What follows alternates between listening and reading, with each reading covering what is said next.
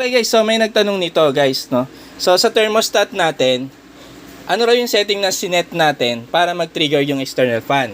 So napansin ko kasi, yung built-in fan natin, pag 45 degrees dito sa ating thermostat, nag-on yung built-in fan. So gusto ko siya mag-trigger ng much earlier than 45 degrees, no? Ang sinet natin is 43 degrees para mag-on yung fan. Tapos magka-cut siya ng 40 degrees. No? Pagka na-reach niya yung 43 degrees, mag-off na yung ating external fan.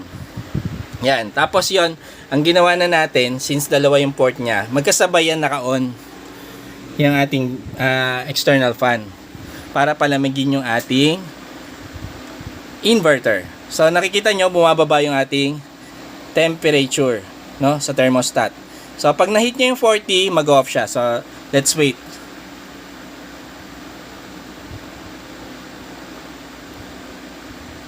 So medyo mahirap, no? So yung load natin, ito pala, no? So nasa 122 watts yung kinukuha niyang output. Okay? So yan, pag na-hit niya yung 40, mag-off yan.